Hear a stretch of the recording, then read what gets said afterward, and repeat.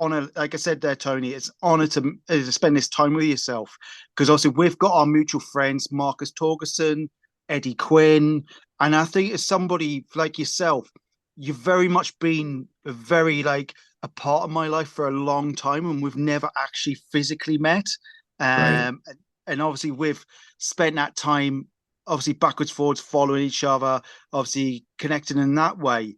And I think it is a bit of a, I'd like to say fanboy moment Okay. in one sense, but it's a very, in some way, someone I look up to yourself is a lot of respect. And the reason why is because I got into martial arts many, many years ago. And obviously getting to know yourself many years ago, seeing who you were, what you do, and then obviously having the opportunity to train with the likes of Eddie Quinn and seeing a completely alternative way of martial arts, I think it really opened my eyes, to the world of martial arts. Love it. And and I'll be honest, one question I always like to start with, and some people have given a very like straightforward answer, some people have given a real thought to it. And I hope it's pronunciation, but it's like, who is Tony Blauer? When I figure that out, I'll let you know. Um, I'm wearing a hat right now because I'm having a bad hair day, but the you should have seen it this morning. But people wear many hats Yeah. when I train. When we do our train the trainer courses, I start off the class. Part of my intro is you're going to wear at least 3 hats today. You need to wear the hat of the individual who might be challenged or compromised in a violent encounter, and you don't want your fixation or love affair with a martial art to interfere with your actual survival and whether you actually get home to see your family. So you need to have the beginner's mind hat, the how can I get 1% better? How can you make me safer?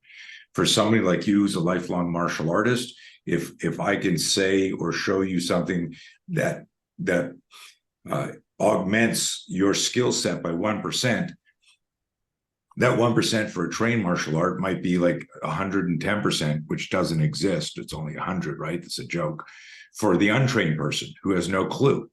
So I tell people, you got your student's hat. If you're a instructor, coach, teacher, mentor, you've got your coach's hat. How am I going to explain this? How can I articulate this? When are people ready to hear this? The old martial maxim that when the student is ready, the master appears, right? You can't just shove stuff into somebody's mouth as much as you might want. Hey, you need to know this, this, this, this, this. I remember this was probably the confrontation that spawned my business in 1980.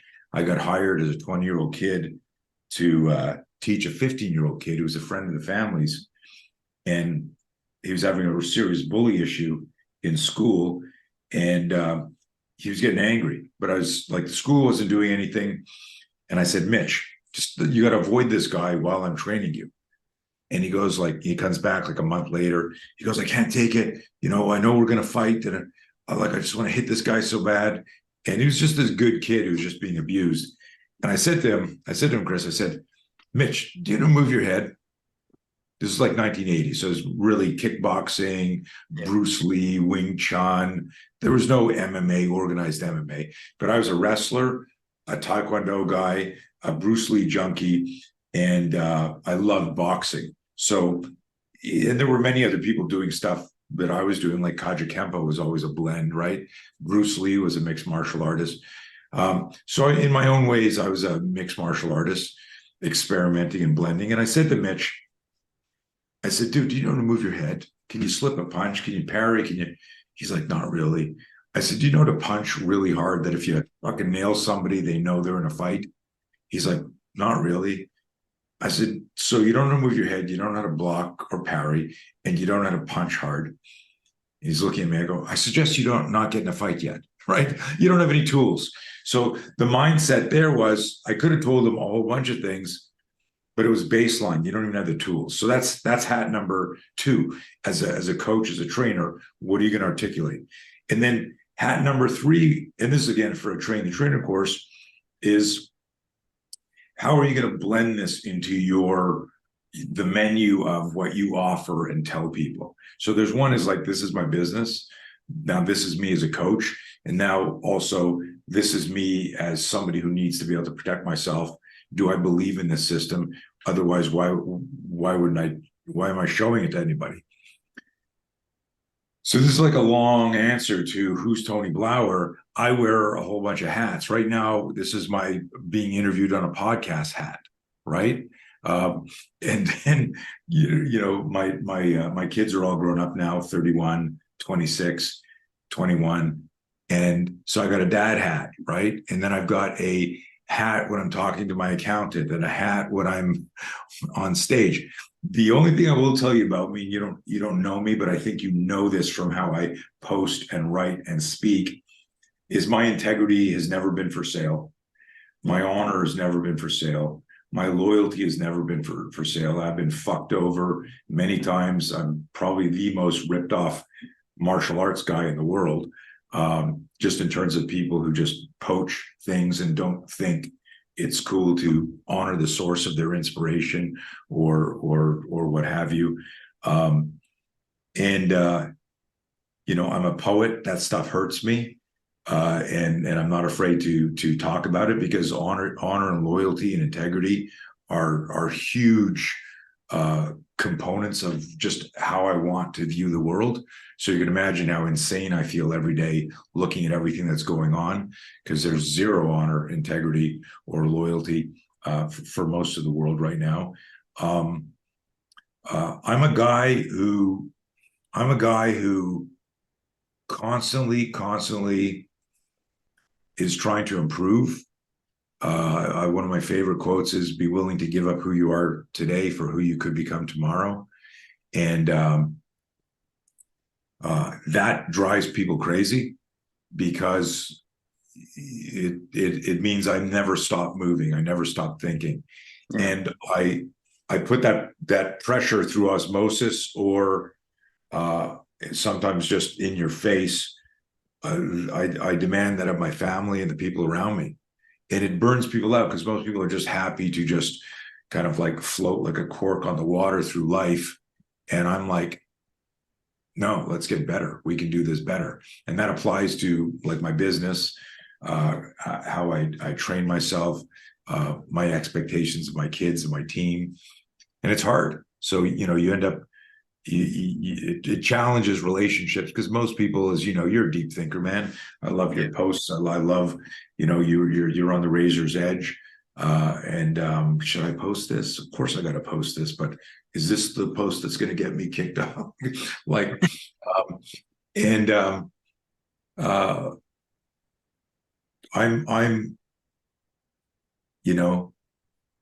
I fucking, I don't know if that answer is satisfying. Yeah.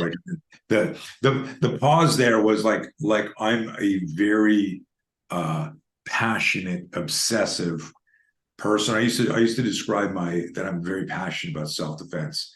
And I remember my good friend Jay Ferrugia, who's one of the best strength and conditioning coaches in the world. He introduced me at a Sorinex event where I was talking in front of 600 people, and he'd never introduced me before. He was there, and Bert Soren, who's the owner of the company, said, "Hey, do you want me to do the introduction, or do you want like Jay or somebody?" And I said, "I don't know, I'll ask Jay." And I'd never, like, we hadn't rehearsed this. I said, "Hey, Jay, you want to introduce me to the crowd?" And he says, "Sure." And he gets up, he does this speech that kind of blew, like, it humbled me before. It fucked me up a little bit before I took the stage, because he said, among other things, he said, "The thing I will tell you about Tony is that he cares more about your personal safety than you do." Yeah. And he paused and he said, "Here's my good friend Tony Blauer." And I was like stunned by that, because it's true. It's like, it's true. If we work out, I'm like, why aren't you? This is my inner voice. I'm not saying it to the student. Why aren't you doing this? Why aren't you doing this? How come you're not training more? How come you're like, why are you eating and sleeping when you should be working out? Like, I'm joking. But I care more about other people's safety than they do in many cases. And but it's because I'm obsessed, and I'll wrap this thought on this. I am obsessed with understanding and helping people understand the difference between the psychology of fear versus the neurobiology and physiology of fear. I think the professional world, here's a lightning rod statement, has it wrong. Fight, flight, freeze. Who gives a shit? What all that matters is how you're thinking, not post-mortem fight, flight, freeze, which is, the way it's explained, it's like it's the an instinctual response to sudden danger. We need, when we're managing danger and violence, to be thinking as best we can. So we drew years ago a hard line in the sand, saying that all that matters during a dangerous or a violent encounter is your relationship with fear in your mind. And that's what actually spawned the t-shirt, the no fear. It's not N-O, it's K-N-O-W. I need to know fear in advance. I need to understand what that does. And I've always had fear my whole life, and always looked at it like, well, how come I'm the only person in the world that's afraid of this? Yeah. And then I also abhor violence. You know that I train military, law enforcement, public safety all over the world, and have since full-time since 1993. And I get sent like video that doesn't make it this mainstream media shit and so I'll have like friends that go, hey, did you see this? Do you want to see this? And I'll get the message, but I've never once watched any of that shit. Yeah. It disgusts me. So all the stuff that recently happened on the 7th, all the way back to the beheadings, like I never watched one of them. And I'd be like with a military group, and they'd have like files of this shit going, you got to see this. And I go, no, thanks. They were like, why not? I go, I don't need to see somebody being murdered who is helpless, begging for their life. That would disgust me. I want to be with that person 5 minutes before they're about to get kidnapped and see if we could do anything there, not like after. Yeah. So anyways, maybe that was a little bit deeper than you expected. I think it's one of those questions. That's why I like to ask that first, because some people can just reel it off. Some people are like, whoa, having a real moment of like, who am I? Because it's one of them questions, because there's so many complexities to ourselves as humans. And obviously I know, like, you look at your history, you could kind of go, like you said about the hats, and it's a perfect analogy. Who am I today? Who am I? And it can be a moment of a question of like, who am I today? But who am I of my life when you look back? Because a lot of people can, and I suppose it's how deep you go into that question and how deep you take that. You can just go to skim the level of like, I'm this person and this is what I do, and do the generalized, almost general public pitch, what the people can say. But then when you step back and really think about it, it opens up this context of who am I? And you start thinking of that, of like, in that person, in that place. And I think with watching it, and one thing I love when you said that was the Bruce Lee junkie. Because I think anyone born, and I'm the same, when you get at certain age groups, I think it's probably 40 plus, there may be a small percentage of people under 40, but everybody 40 plus, there's always going to be someone who's trained in martial arts who will mention Bruce Lee. Sure. Well, how And can you know? Bruce Lee is an inspiration, and he is very much, like you said, the original MMA guy, And I think myself, when you look at it, because if you take, and this is something that I've said to my own instructors, like John Atkin, and I said this to Eddie as well.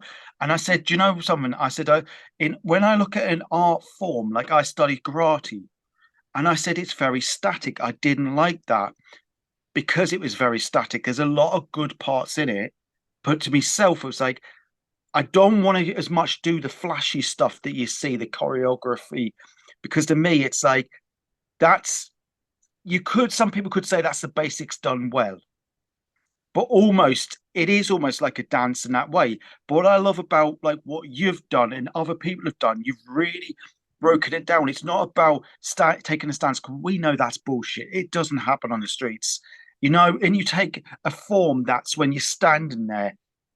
When it happens, it's very quick and there's no art in it. It's very artless because it's almost like you've got to think, you've got milliseconds to think. And like you said, it can paralyze people. So whilst these people can train in just one art form for many, many years and then automatically go back to that, like we know with, say, for example, jujitsu, and there's that video out there, guy getting stabbed because he fell into that routine, you kind of go, actually, what is a martial artist or what is somebody who does self-defense? It's not just doing one style for many, many years, because you could almost say an art form like ninjutsu is the original MMA. It covers every part of it. But is it any better than Taekwondo? Isn't it better than Muay Thai? Is it better than this? And I think what you've said there, you've got to break it down. It starts with the mindset. It starts with knowing that fear. And that's something that fascinates me every day, the mind, because it goes well beyond the fight, freeze, flight, because it's how do you prepare for something that may never happen or it could happen? Yeah, no, it's a tricky thing, and then to kind of like springboard off your last sentence, something that I wrote years ago. The challenge for the person that's not obsessed with this is, why would you invest time and money in something that you hope would never happen? So, like, the unconscious level of the person contemplating self-defense or martial arts for self-defense is, I'll give a great example, and I don't know if you're the same way, but and this is kind of a classic thing with men and guys and certain type of men, is, my wife would try to talk to me over and over again about, life insurance and our wills and stuff like that. And I would do everything I could to never be at the meeting or push it out. Yeah. And she'd go, hey, we got to talk. We got 3 kids. We got a business. We got that. Well, we got to make an appointment. And I go, not now. I'm taking off on but if you ask me why, it's because I don't want to talk about a scenario where I'm dead. Like, I don't want to talk about that. And so I relate to, and this might be require too much introspection, but I bumped into thousands of people who have said, oh, I want to learn how to defend myself.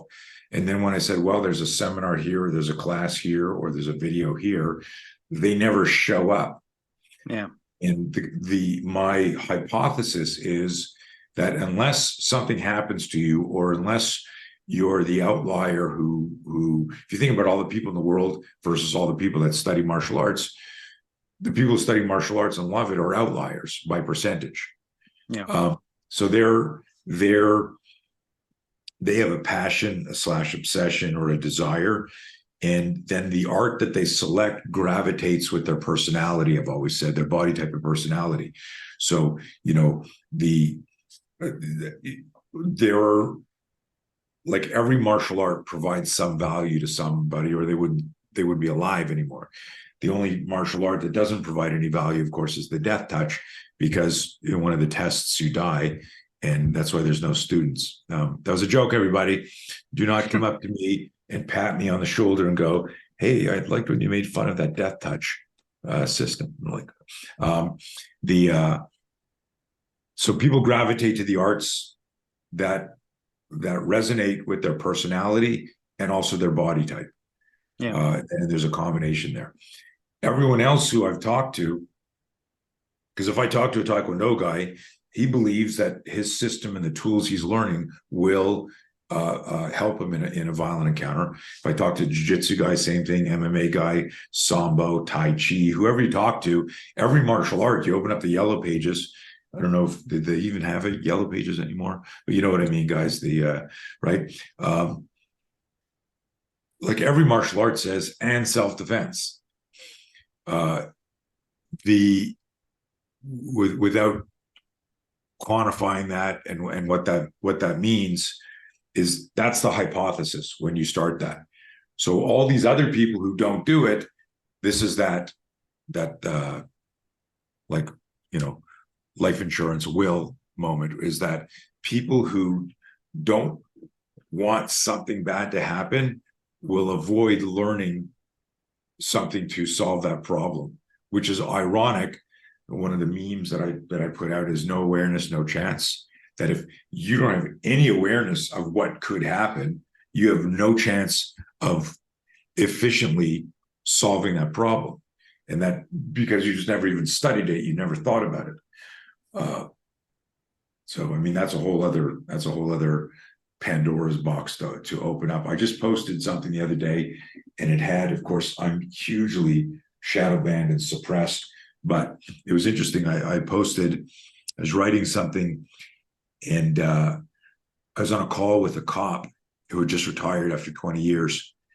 And I said to him, how many extremely violent hand-to-hand encounters have you been in 20 years where you knew that if you just stopped fighting, this guy might try and kill you? And he said, serious fights, maybe 25. Yeah. Maybe 30, which is a lot. Like, you know, if I just say to somebody, I've been in 35 death matches, okay, like where somebody's going to try and maim or kill me to facilitate their escape. And this is a really interesting thing. I've never talked about this on any podcast yet, so it's kind of cool. The meeting was just yesterday that I had it. And I said to the group, I said, listen, in 20 years, you've had 25 very violent encounters. That's about one a year, one fight a year. Now, each of those 25 people you fought, how many fights do they have a year? And that predator that you fought as a police officer, when you fought this guy when he was 20 and this guy was 30 and this guy was 40, did you think like the day before they were like an accountant and then they said, I'm going to fight a cop tomorrow? Or were they pieces of shit for decades? Yeah. Right? Fighting when they were 6, 7, 8, 9, 10, 11, 12, moving from sucker punching people to stabbing people to robbing people to carjacking to home invasions. Like the predator on the street has hundreds and hundreds of skirmishes where they're just like asocial predators just doing whatever they want. And the line I wrote is martial artists are white belts when it comes to managing violence. Yeah. And there was like no reaction to that. It was like crickets. And I was like, I was expecting, I said, should I write that? It's polarizing, but I wanted to see what people would say about that. They didn't say anything. But it was interesting because nobody thinks that way. If I said to, and here's the thing. If you said to me, Tony, how many like extremely violent encounters have you had?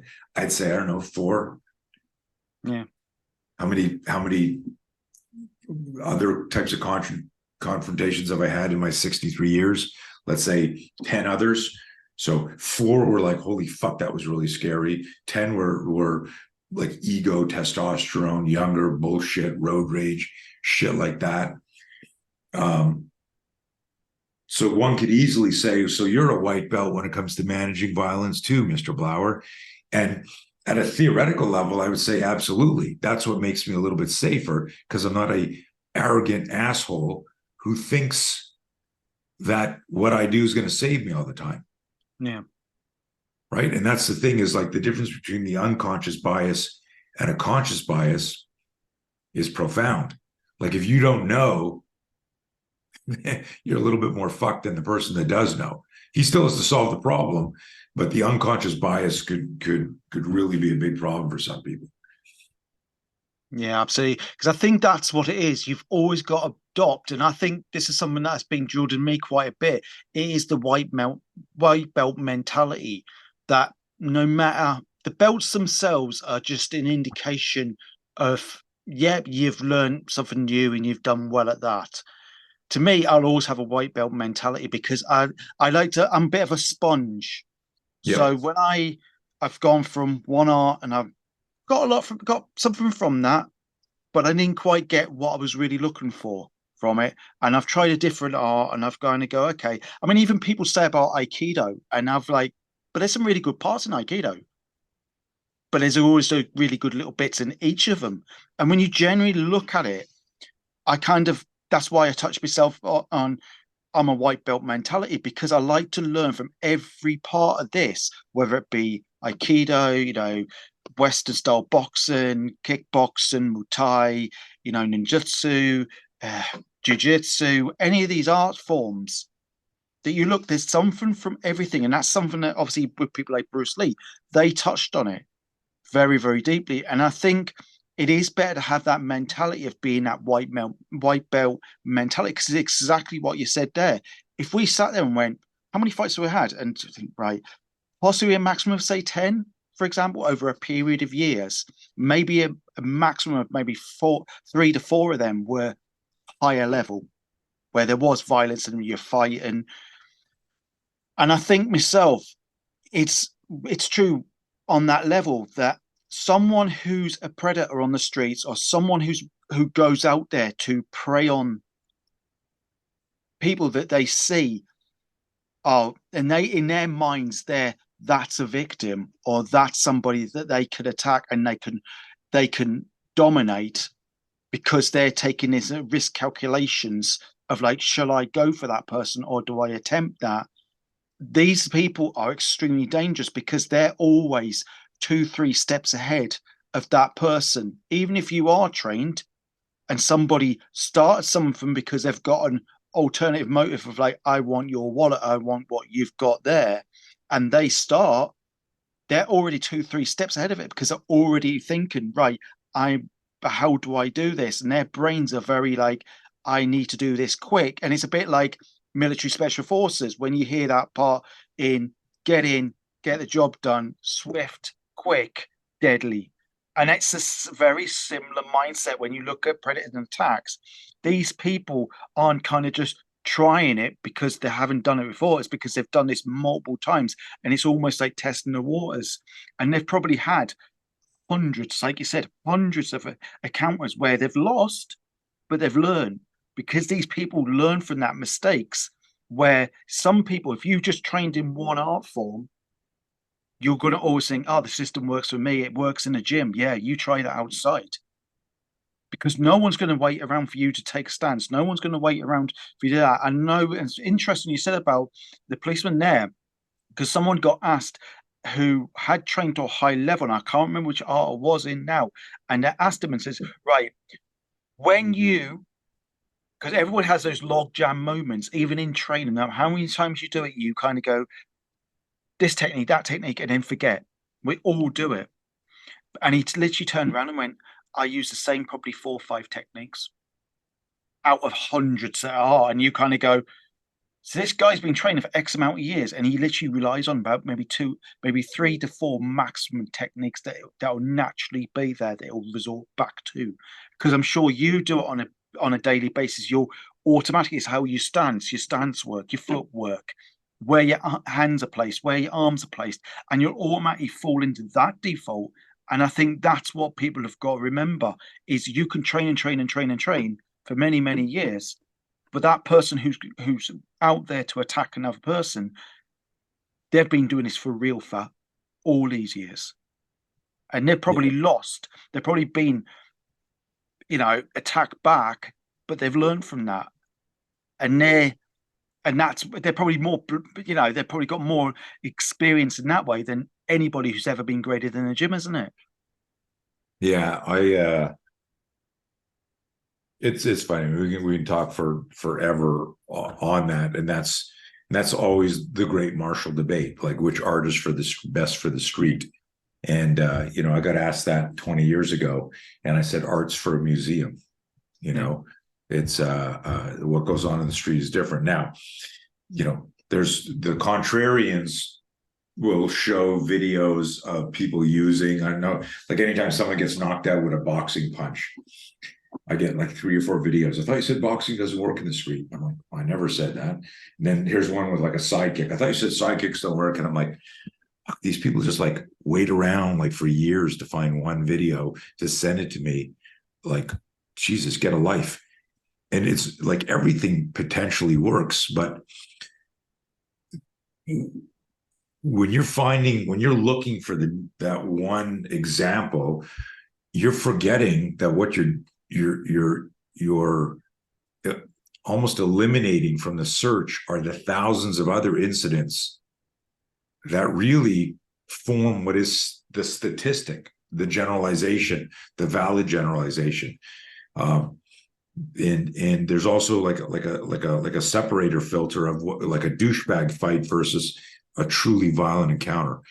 And a lot of times what we see online being shared on social media are many times they're douchebag fights. And if you watch like a true a mugging in an ATM, a violent encounter, a true knife fight, carjacking, home invasion, they don't look like douchebag fights. And I need everyone listening to this who's into martial arts and self-defense to create those filters in the discussion. If 2 guys get out of a car and go, fuck you, fuck you, fuck you, it's a douchebag fight. That's not the same as being stuck in traffic and all of a sudden someone smashes your window and they got a gun or a knife in your face, or they're pulling you out of a car and you're like, what the fuck? We call that ACP, awareness, consent, and preparation.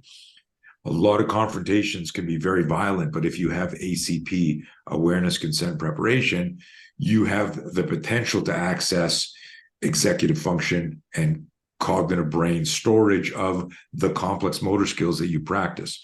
That's why some police and some military can pull off, I don't want to say amazing because it's never fancy. It's always those 3, 4 classic movements that they know work in a high stress environment.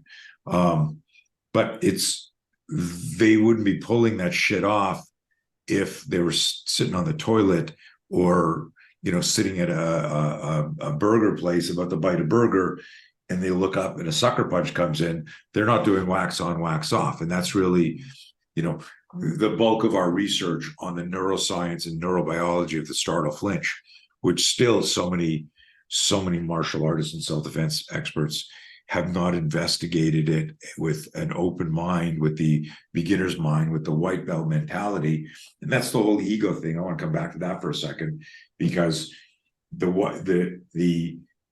try to say things that are provocative to make people think, like when I say violence doesn't care what martial art you study. And people are like, well, what's he saying? Is he saying my art? I go, no, violence doesn't care if you're a white belt or a black belt. It doesn't care whether you've had a fight or been in 100 fights.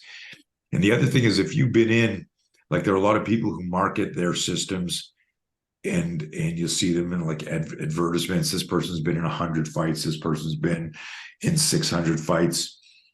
And I will tell you this from studying behavior and studying thousands and thousands of incidents, that if you've been in 600 fights, then there was a period of your life where you were the bully, or you were part of a gang, or you were looking for trouble. There was something different, because the normal person doesn't get into 600 fights. Yeah. Or 400 or 500 or 300 or 200 or 100, and if let's say you're a doorman, we train bodyguards, and there's always one guy in a class that says, yeah, I was once in this situation where we're being chased. And I go, hey man, if you were being chased, you didn't do your advance work properly. You didn't spot that your job is to not have something happen. Your job is to go from A to Z and nothing happen. And if you ask most guys who are in protective service and bodyguard, they train their asses off, but they can go years and nothing happens, because that's what the job is. Yeah. And so when I'm always leery of people who brag about all the fights they've been in, because I'm interested in the psychodynamics of that person's mindset. Morally, ethically, legally, we should be avoiding violence. And the only time we're defending ourselves is if it's a situation where turning your back or extracting ourselves from the situation just wasn't safe to do or possible. And I also, I get asked a lot, and I go, well, what about like a doormat? And I go, like, those are legit fights. I know places where doormen have been murdered. Guys have come back with guns or knives and attacked the doormen, and it didn't turn out very well. But I go, that is also a very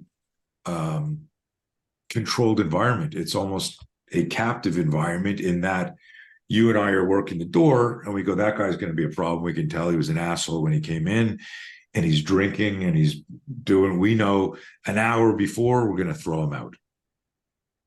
So once again, that falls under the ACP model. I've got awareness, I've got consent because I work there, and therefore I've got preparation. And no matter how it goes, it wasn't the same as sudden violence. And that's the distinction I make that I think a lot of people overlook in the body of our work and our research. We're very specific about consensual violence, which could be a combat sport, to, are you looking at me? Yeah, I'm looking at you. Let's step outside and kick the shit out of each other, right? You remember that stabbing that went viral where the kid got stabbed in the throat and died in Australia? Yeah. And went all over the place. Like, that was horrific and graphic, but that was a consensual fight. That was that was the XXR version of West Side Story. You ever watch West Side Story? Yeah. It's the old musical, right? And the guys that were fighting, remember, they were dancing and singing and throwing their knives like this while they were the gangs behind. It's a fucking musical. If you look at that scene, that was a scene out of West Side Story. Gang versus gang. Fuck you. Come here. The Conor McGregor walk. Fuck you. Fuck you. Guy pulls out a knife. Fuck you. Fuck you. Boom.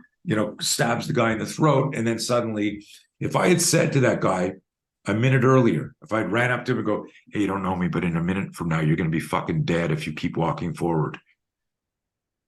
Yeah. Two things would have happened there.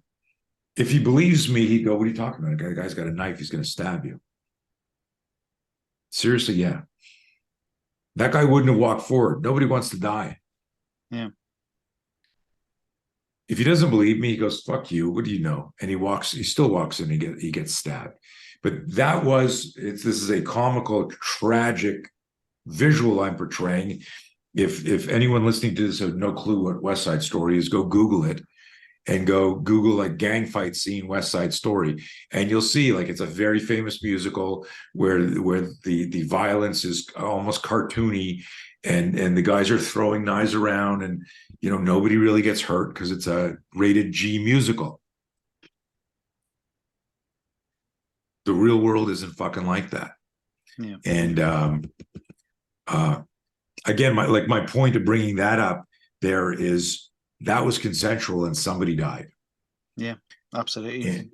And people die in non-consensual fights. But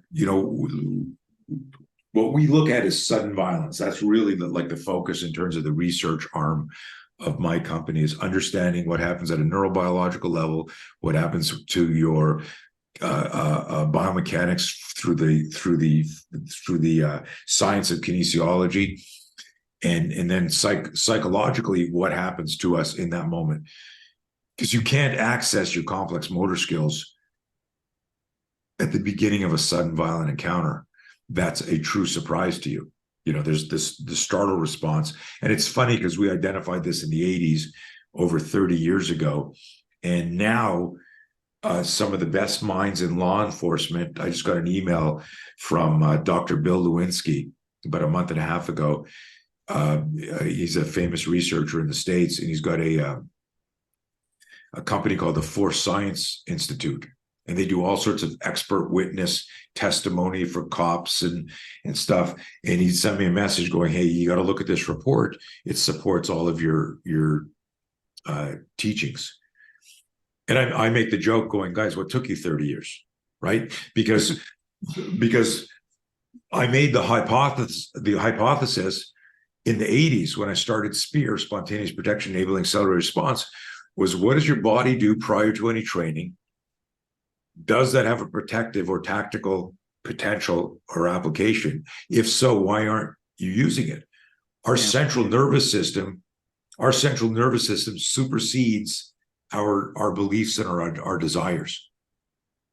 If I ask you, Chris, or anyone listening, what would you do if this happened? Your answer will always be theoretical because you're imagining an event in the future that hasn't happened, and you're downloading and explaining the move you're going to do based on a coordinated or choreographed practice. Yeah. And it may play out, but the humility of it, and this is one thing that I drill into anyone I teach, we just don't know. So what we want to know is, as much as we can, about managing fear, understand the relationship between situational awareness and self-awareness. And we've got this graphic that we teach in every class, and it's this 4 stages to action. One is you need situational awareness. And situational awareness we split into scenario specific and attack specific.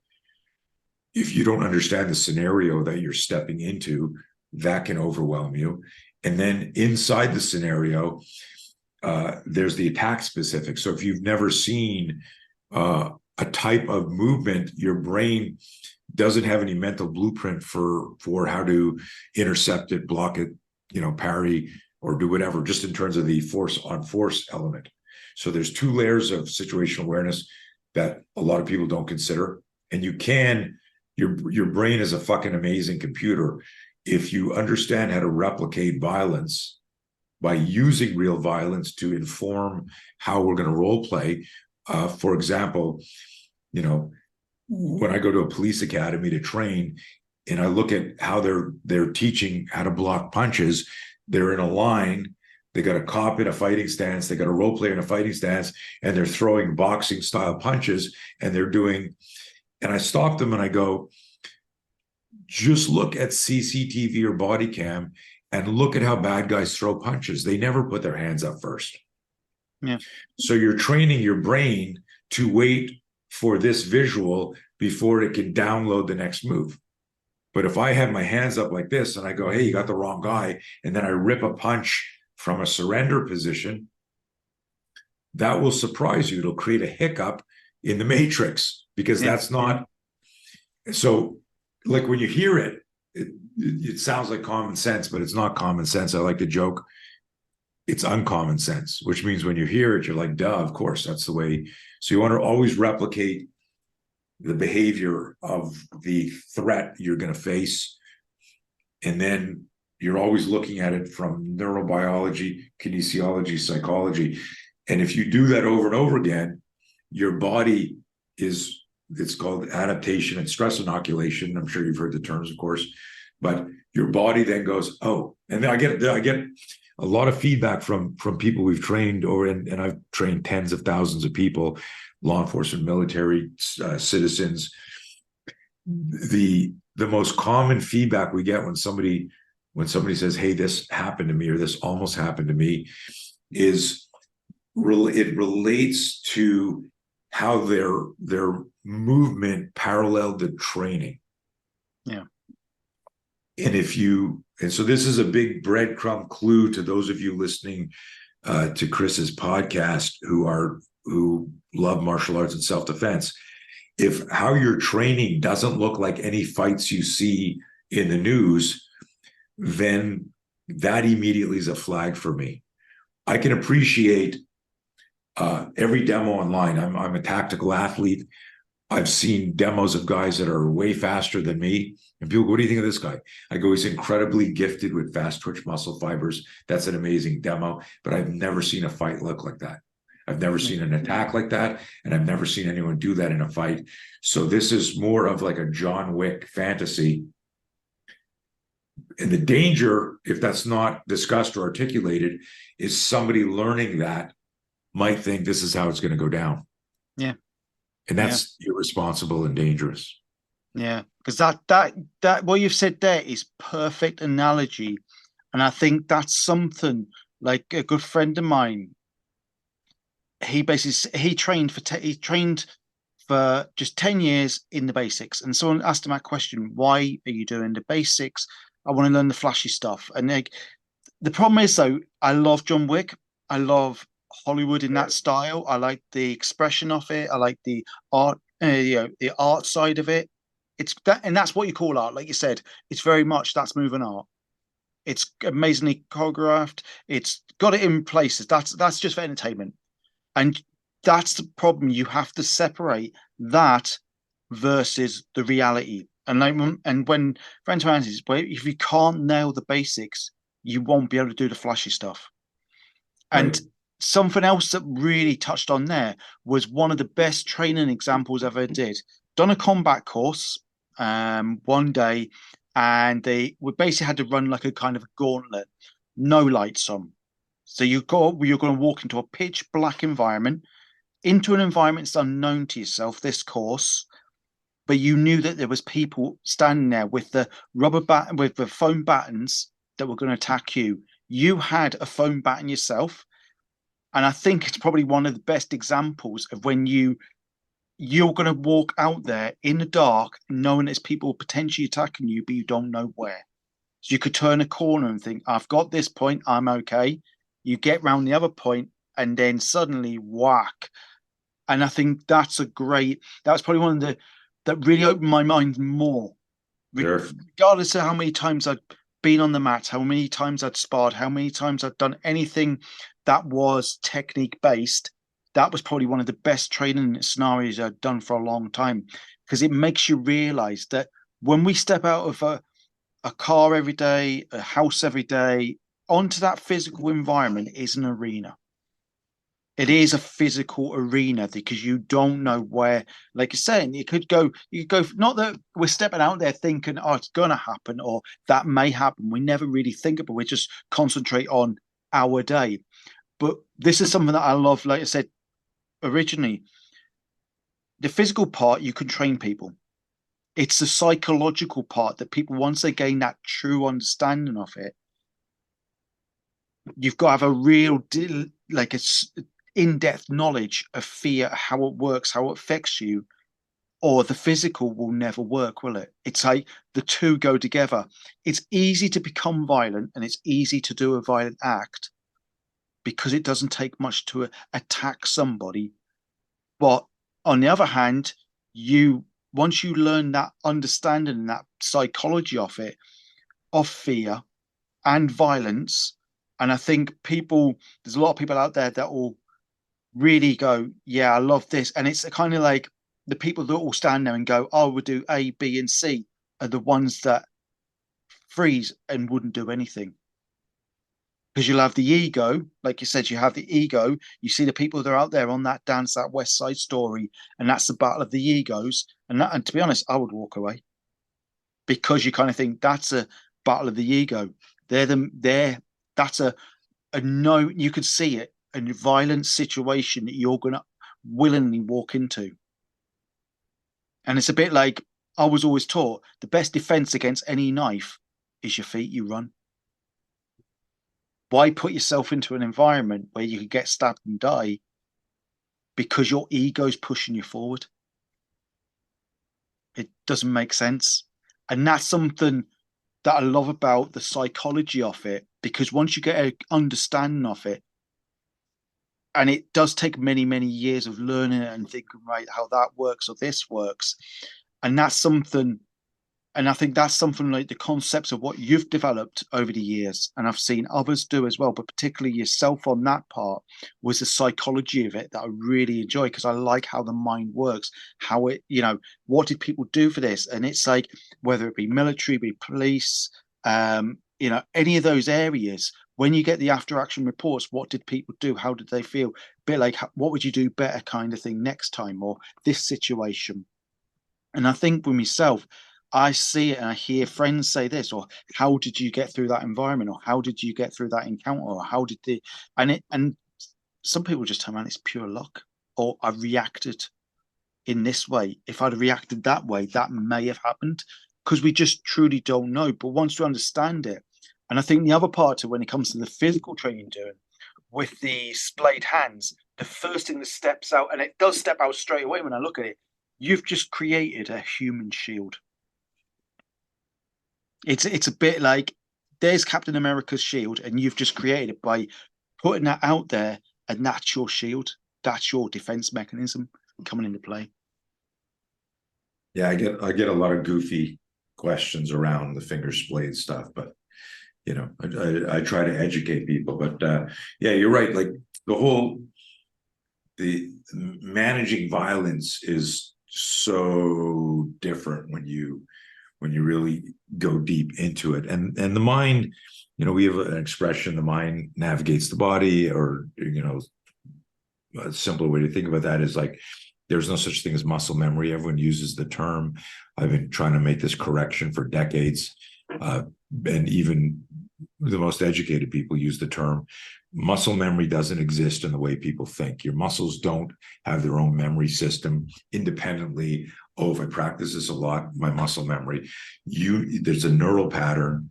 There's a myelinated neuron. There's signal speed. There's motor engrams. There's a whole bunch of nerdy brain shit that you need to practice a certain way, but it deploys based on an external stimulus or an internal command. And depending on how you practice that, that's going to affect the gap time, the refractory delay between the stimulus response. And so a big thing in our instructor programs is understanding at a layperson's level this psychology of movement. And that's huge. And it's, you know, this is always validated when I show like a video of a trained person getting their ass kicked or moving late. You know, there's a video that we used several years ago for a big law enforcement site. They interviewed me, and we brought on there a video of 3 Israeli soldiers in a marketplace walking up to a guy, asking him for his documentation. And he stands up and he goes like this, Chris. He stands up and he stands up to the guys, and he pulls his papers out of his pocket, and he does like this. He hands the papers to one of the operators who's standing there indexing his long gun. And as the guy takes the paper, reach for the paper through Zoom, grab it from me, Chris. The guy goes and stabs him in the throat. Yeah. And you know, he's standing there with his long gun like this, reaches for the paper. The guy hands the paper and then stabs the guy. Incidentally, the spear tip that I used in a demo I got in Northern England. So allegedly it was used way back in Spartan times. A little artifact there, but he gets stabbed, pulls the knife out, slashes at the soldier on the other side. Well, the guy who gets stabbed recoils back like this, but his hands don't come up, because we talk about when we're teaching the spear system that if your hands are on, you know, anything, you're writing in this and that, and you punch me in the face, when the cross extensor reflex fires, anything it's holding, it clamps down on. So he's clamped down on the paper and clamped down on his gun. The other guy, he slashes across at him, and you see him like turn away because his hands are on his long gun. I think 3 or 4 or 5 other soldiers from across the way see what's happening, and they come running in and they light the guy up. Yeah.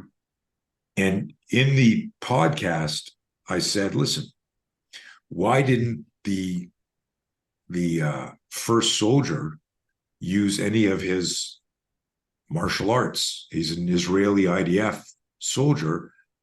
These guys really fight. They've got the most pure level of Krav Maga there.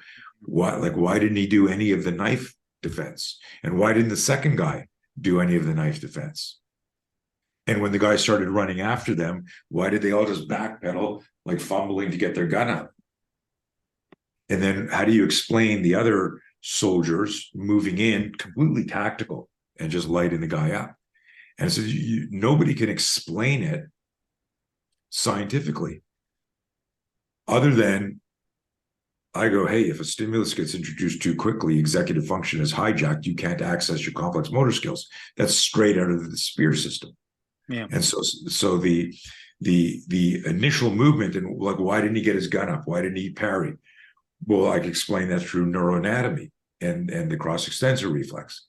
And then why didn't the other guy go? Because there's a refractory delay between stimulus response. This all started with, well, why didn't their muscle memory kick in? Because there's no such thing as muscle memory when you're surprised. Yeah.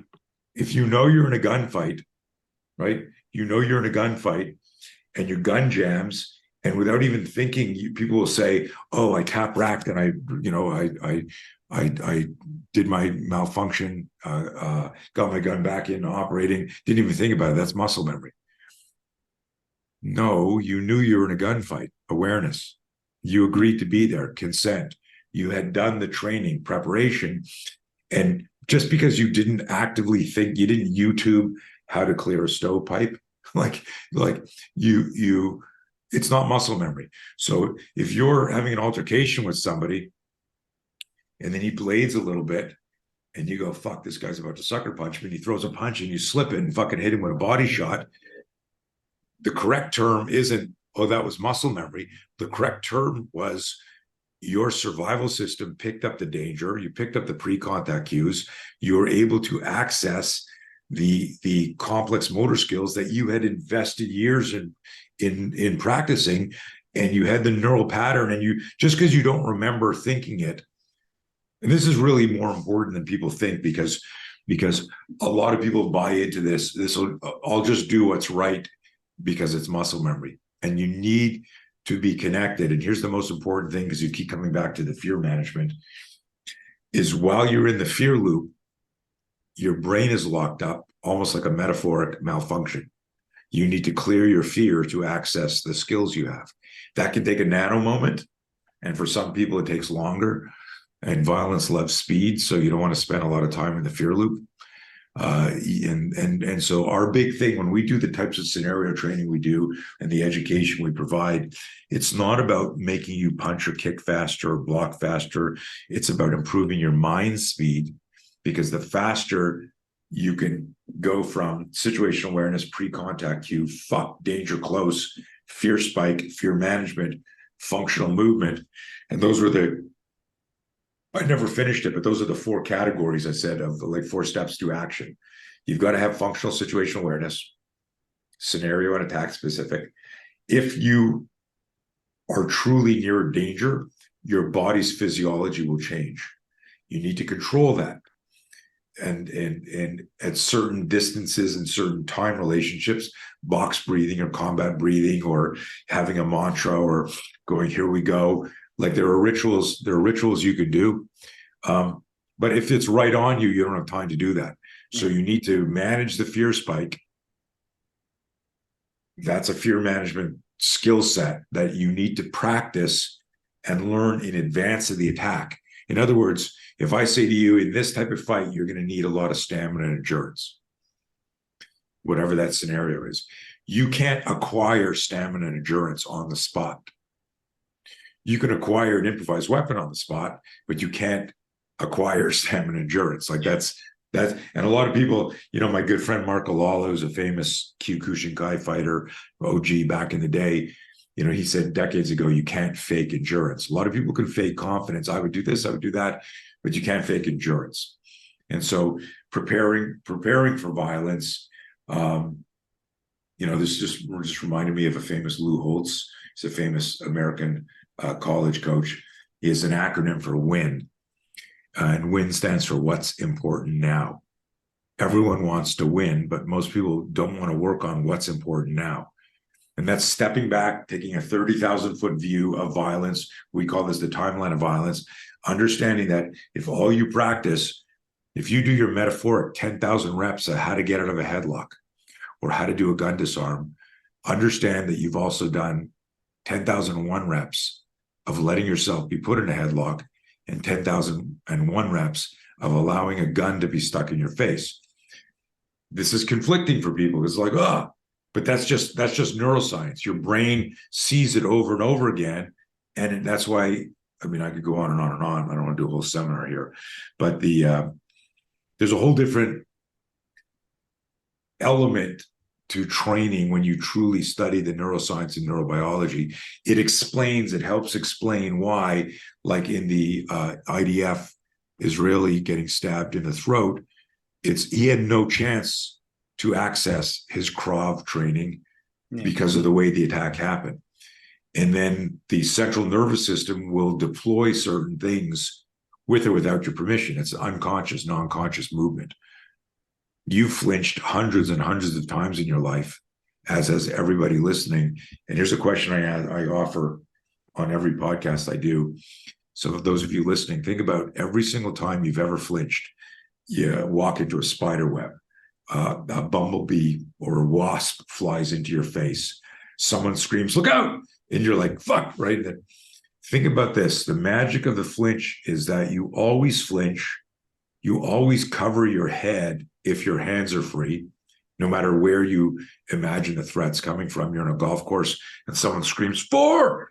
Your hands don't go down and protect your nuts. Your hands come up over your head. But here's the magic of this and the genius of us as human weapon systems. You've never once in your life thought to flinch. You've never once said, "I'm going to flinch fast." You've never once said, "Oh, that punch is coming in my face really fast. I should flinch now." And so the flinch, the startle response, bypasses all cognition. And what we did is we figured out it's the fear spike that triggers the flinch. And if I can weaponize the flinch, I am deploying a biological airbag. And just that in alone is ingenious to me. And I'm talking about, when I say ingenious, I'm talking about us as human weapons. And the more we try to not flinch because we think it's uncowardly, it's effeminate, it's not warrior-like. And I've had this conversation with a lot of high-level people. Why are you teaching people to flinch? Because they don't like it. And I'm not teaching anyone to flinch. Your flinching is a DNA level survival reflex. What I'm saying is, if you do flinch, it's because your situational awareness was compromised. Yeah. Now, incorporating the flinch to create protection for the command center, your head, push away danger so you can threat discriminate and go, "Oh, fuck, it's two of them. Oh, shit, he's got a knife. Oh, I can break contact and run." Like, that's the smartest and safest thing you could do. Why wouldn't you want to use your central nervous system to enhance your safety? It blows my mind when people are like, "Oh, Spear's bullshit," or "Spear doesn't want." I don't understand it. But anyways, I think on that level, it's what fascinates me. I love the whole psychology of it, but it's very true. It said the flinch, when you think about it, you can't train in the flinch because you naturally happens. It's there. It's a built-in system. So why not use a system that's probably one of the most effective, and you're just fine-tuning this system? Because people will automatically go, "Oh, this doesn't work," or "That's bullshit," or "This doesn't work."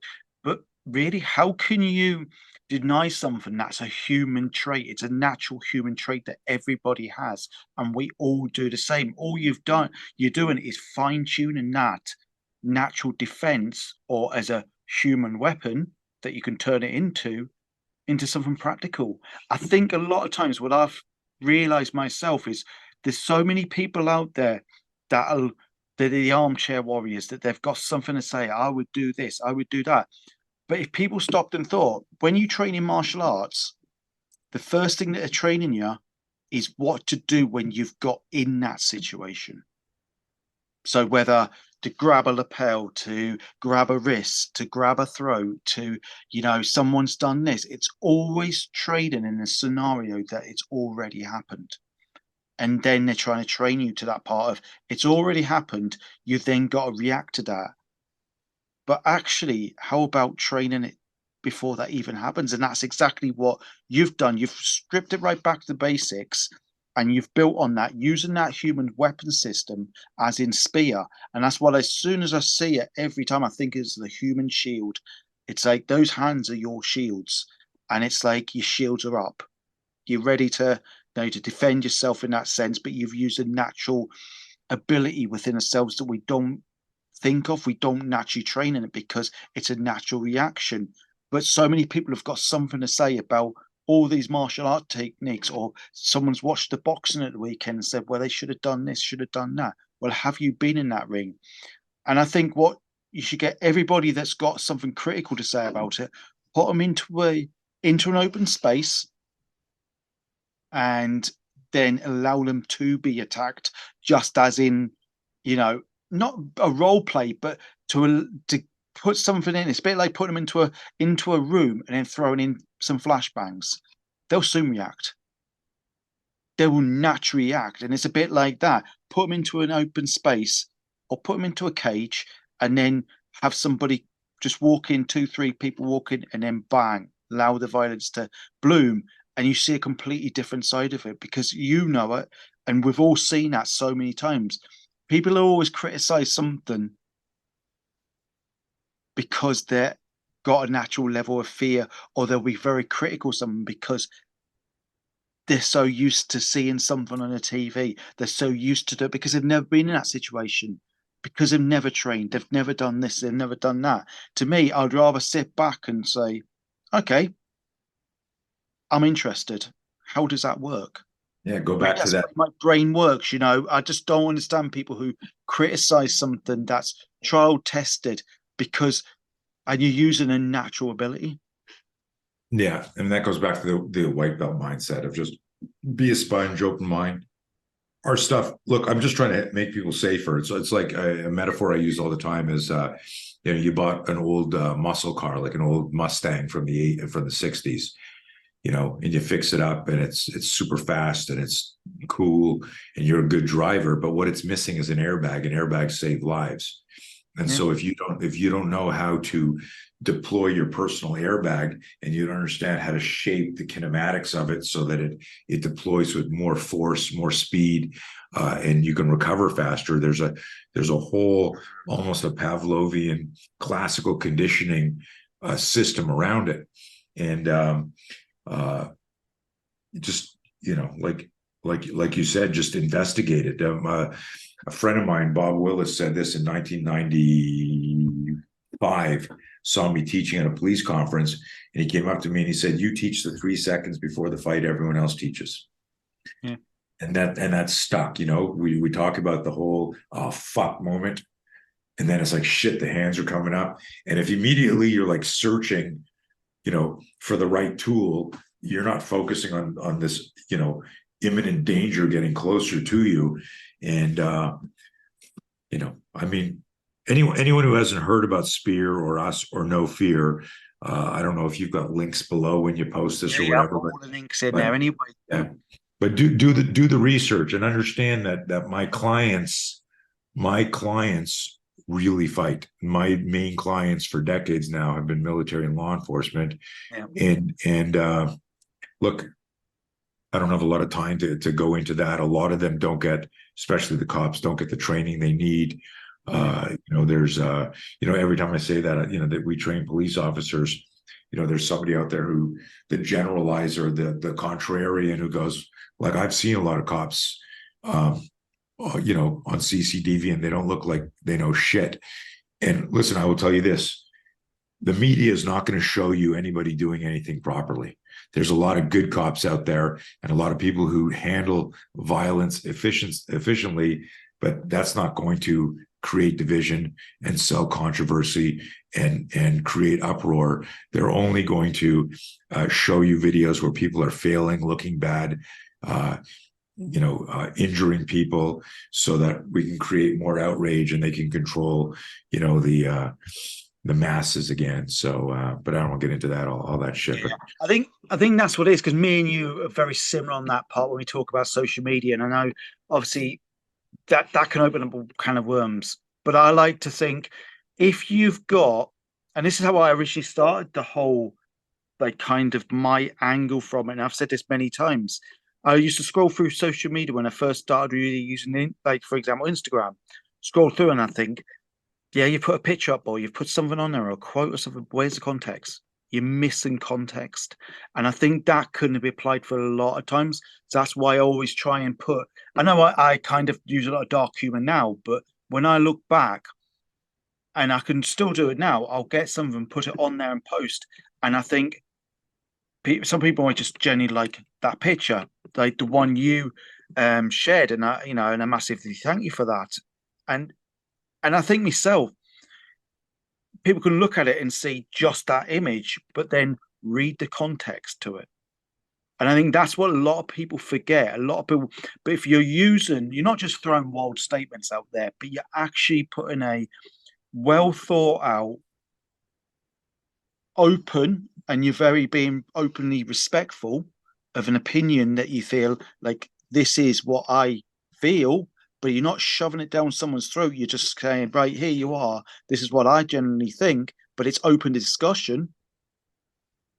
Then that's the way it should be. But we know it's very much control. We very much know about it. We're very much part of the shadow ban club for many years. And I think myself, this is the part you'll always have what the media like to show or people like to show, and then the true reality of it. And I think myself, it's like too many people have that opinion that yes, you could scroll through any social media, you can have an opinion on something, but it's before you have that opinion, go out there and like that, go to one of your seminars, try this, give something a attempt before you make an opinion. You've always got to have the facts there and go, I don't know about it, but I'm willing to learn is a better one. Like a friend of mine, I know Jeff Thompson, he's very much, and you'll know of Jeff yourself there. And he said it when he was at Dorman. And one thing he learned from that was when you hit hard and hit fucking hard. Like you've really got to slam down. And then when he left that and he went back into, and he very much went on his journey of, right, I need to learn. I need to psychology of this, or the, and how you step back from that environment, from anything that you do, and start to learn about it, you realize that it is very different levels of this, and it's not what you see the polished product. And I think that applies to everything. You've got to step back, look at the bigger picture of everything before you make a informed decision or an informed opinion. And I think people forget that. And like you said yourself, when you look at it from that whole the bigger picture, it's so complex, so many complexities, so many layers. That's why I've kind of given a little bit of an opinion of what's happening now, and I can have my side on things, but I'll be as respectful as I potentially can. And I kind of go, well, I could go very deep into it, but I also like to take that step back because there's far too many people. Sometimes your opinion will be looked over if you try and make them, an informed and intelligent decision or an opinion on something, because there's too many people that will just say something because they think it glorifies the situation. And I think people have got to realize that those people that have got so much to say have never been in a violent situation. This is true.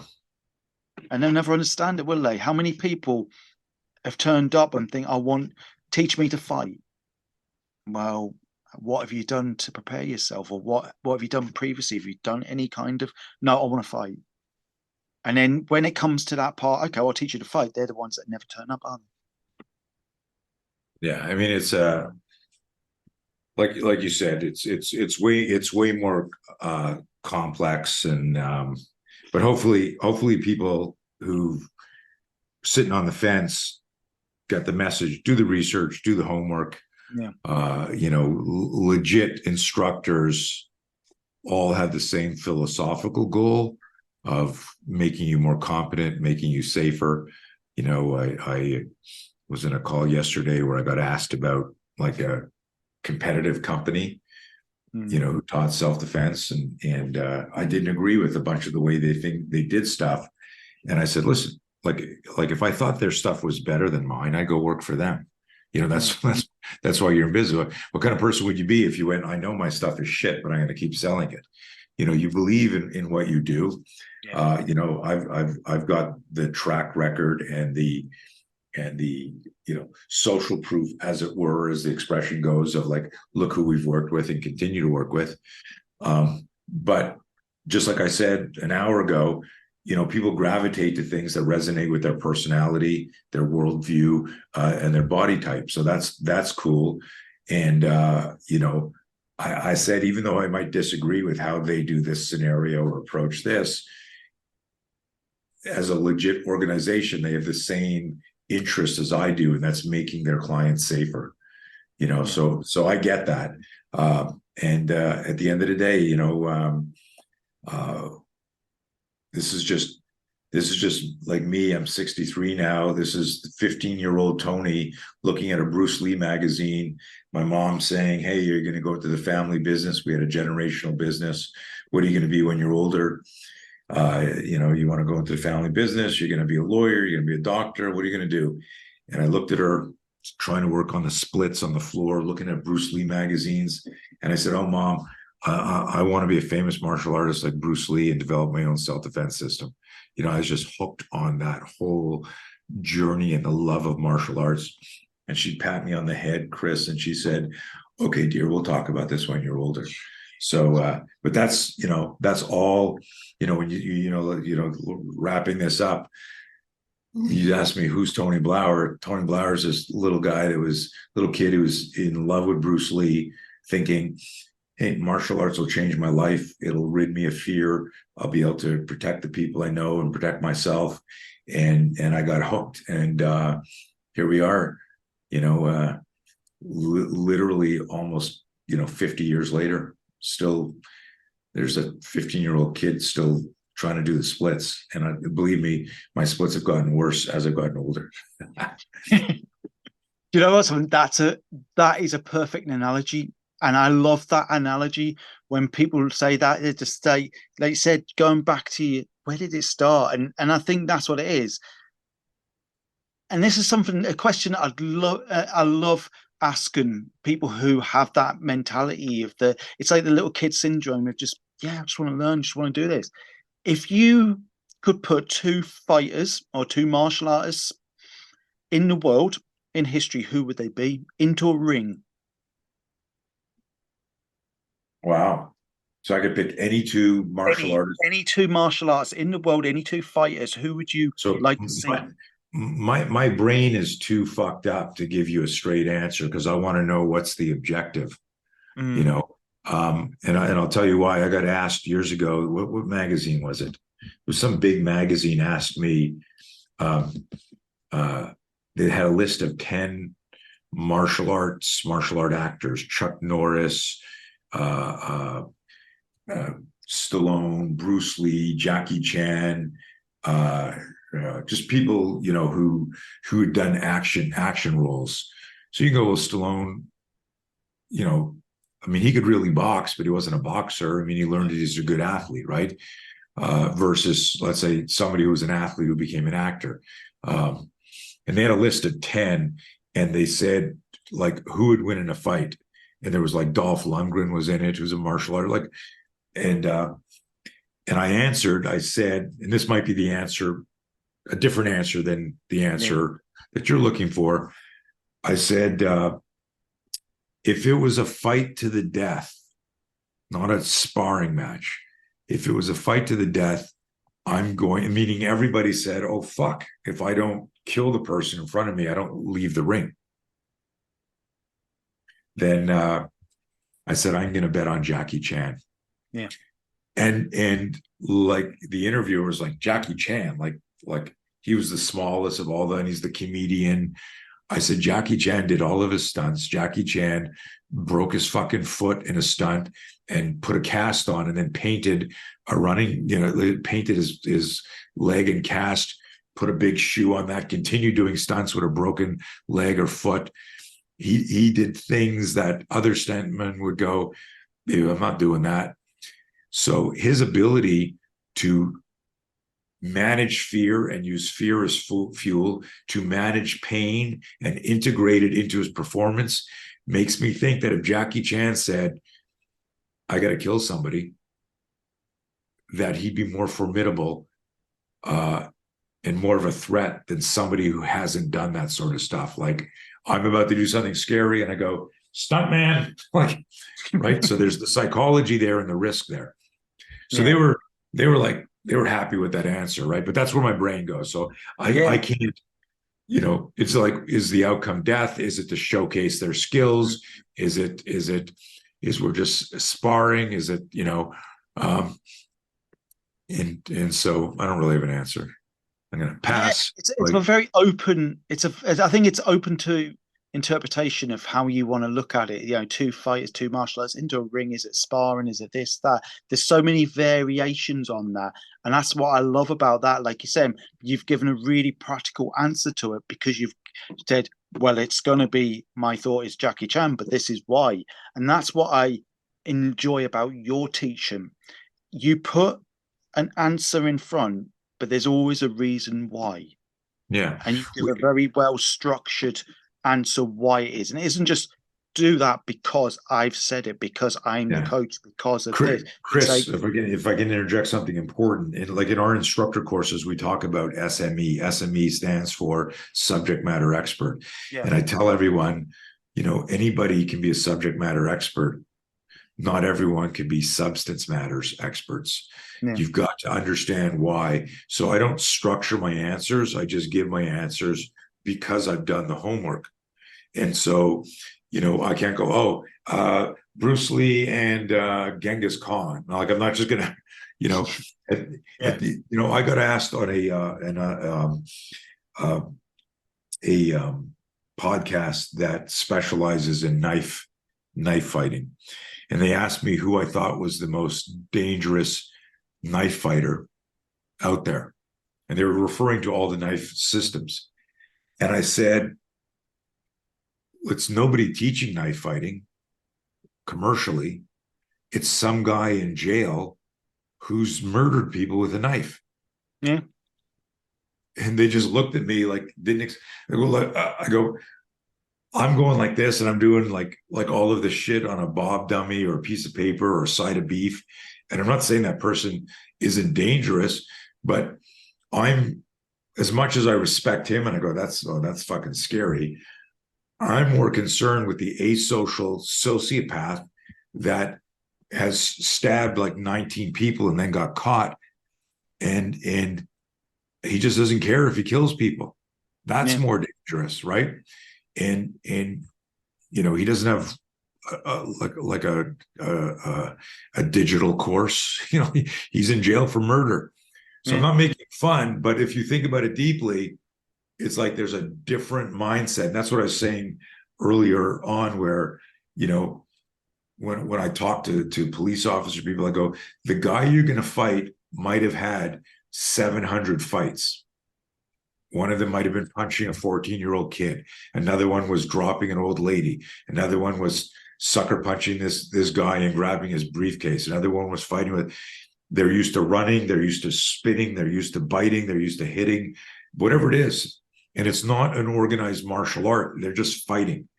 And so, like, that changes how we respond to sudden violence, because it's not organized in a way that our brain goes, oh, I get that. Think about this. And let me leave you with this thought, because I've got another podcast at 2:00, a meeting at yeah, 4:00, and I'm going away to, I'm going to name drop here. By the time this releases, it'll already have happened. But this weekend, I'm teaching with Tim Kennedy and Michael Chandler, who hopefully your audience knows who both those guys are. But I just forgot the story I was telling you. Shit, I just forgot what I was saying before I. Don't worry about it. It's obviously you put an analogy on the knife fighters, and I think myself that's exactly what, like you're saying. It kind of gives a perfect analogy. It's not about the person who's practicing, training in a controlled environment. It's about the person who's actually trade in an uncontrolled environment, but they control their environment because they It's set scary. And that. listen, anyone listening, if it sounds like I insulted you or you got defensive or you go, Blauer just said this about our master, that's not what I'm saying. No, no. That's not what I'm saying. You're selectively listening, and you need to go back and re-listen. I'm just saying that the asocial predator in the street is far more dangerous than your Yeah, instructor, even though your yeah, instructor kicks your ass. And I think what I was reminding everyone about was this idea that when I'm talking to people who professionally hunt bad people, cops and military, I remind them that most of the people they're going to put their hands on have fought hundreds of more times, and they are not more dangerous because of their technique, but they're dangerous because of their mindset, their ability to flip that switch. And they're not thinking about, I don't want to hurt you. They're thinking, I don't want to go to jail, or I don't want to go on trial, and this person's in my way. And I'm going to do anything I can to go through that person. And we call that the 3%er in our training. The 3%er is someone who's willing to injure or kill you to facilitate their escape. And that's a fucking dangerous fighter. It doesn't matter whether they're a boxer or not. They will figure out something to do. So we need to be emotionally, psychologically prepared for that type of danger, sudden danger. It's not about the physical move. And let me leave on this quote, something to meditate on. Don't confuse technical with tactical. Don't confuse technical with tactical. The guys in the street are tactical from the perspective of they're just fighting tactically. They're trying to get stuff done. When we hyper vigilantly focus on the technical, we slow down what we can deploy. Am I in a good stance? Did I make a good fist? Am I turning my body properly? Am I at the right distance to extend this? When you gave that analogy of going through the dark room with the foam bats, if we could look at a videotape of some of the fights there, it was like chaos from The Purge, right? Eyes closed, swinging, you didn't know, flinching and hitting and stuff. But the day before, when you're being taught how to use a bat, somebody said, look, this is the grip. You don't want to be too tight here, you want to be too loose here. Here's where you're going to stand, step in, turn your body, lower your center of gravity. So the technical the day before went out the window when it was tactical. Yeah. There's got to be a balance there. And that doesn't mean we shouldn't train. I mean, I fucking train every day. It doesn't mean we shouldn't train, but be able to separate the technical training and the tactical training, and make sure that you understand that in an intense, high stress situation, that the sequence that's going to unload what your arsenal brings to the fight will be my situational awareness. Can I manage the fear spike, and then select the optimum strategy? Your system, if it draws you into the fight, that could be problematic, when the safest thing to do was to disengage. Yeah. Right. And you won't think about those things if you don't practice all of that. Right. So, there are neural patterns that I always say, be careful what you practice. You might get really good at the wrong thing. And people again go, oh, he just insulted us. I go, no, like if you're in a multiple assailant fight, you don't want to pull guard. Yeah. You want to get the fuck out of there. If you're knocked to the ground and you've never done any jiu-jitsu, you got a big problem. If it's time to sucker punch a guy and you've never done any striking, you've only done, the ground stuff, that's a problem. If you've never run, or your stepfather, your father, or your mentor said, never run away from a fight. I'll hit you, I'll beat you up harder than the guy. You stand up and if that got ingrained in your head as a kid, so you never run because ego pride means you're going to stay there. You don't want to tell your father you ran. You might have just been like that fucker that got that unfortunate guy that got stabbed in Australia. Yeah. If we go back in time, we go, what would possess you to move towards a guy who is, gesturing that he's got a knife and it's escalating? Why would you do that? And it's all emotion and reaction and psychology, nothing to do with technique anymore. So anyways, yeah, I can go on and on and on, but I got to roll. Yeah, absolutely. Because I was going to just wrap it up anyway, because I always like to ask one piece of advice, but I think there's so many advice that you've given there. But I mean, if you could give one piece of advice to anybody, what would it be? I would tell everybody that our superpower is self-awareness, and the fastest way to improve your self-awareness is to study fear. Because the things that you fear, conscious and unconsciously, move you like fear is the wind on a sail, and you're the sail. And if you don't understand that it's blowing you this way, where I go, Chris, you should really do this thing here, this public speaking gig. It'll help you with your presentations. And you go, oh, no, that's stupid because that audience and like if we peel the onion was that fear of getting up on stage. Hey, you should go check out this other, hey, guys should check out the Spear system, biological. Oh, Blauer, I thought he'd be bigger. Oh, I heard he made that system up himself. Well, guess what? Yip Man made up Wing Chun, and Jigoro Kano made up Judo, and Yoshiba made up Aikido, and right, Bong Soon Han made up, like somebody did something. Who gives a shit? Go fucking learn and see if it. So the way people do everything in life is because of fear. Fear has been weaponized now more than ever. Whatever you did in the last 3 years was because of fear.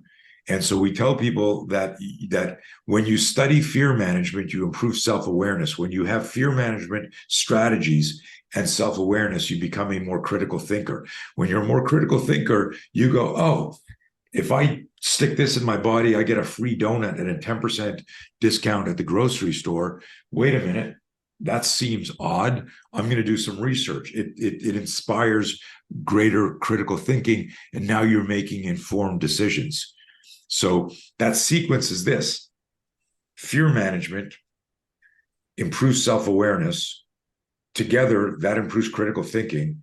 And now suddenly you have more access to the inputs that are situational awareness. Because when you get an external stimuli from a tweet, from the news, from the manipulated mainstream media or social media, it's designed to impact our unconscious fear systems. And if you can't step back and go, wow, that just changed my physiology, I'm really angry or scared or pissed off, and go, wait a minute, I got to know fear, KNOW. And if this sounds like a shameless plug to our program, it fucking is. It's changed lives.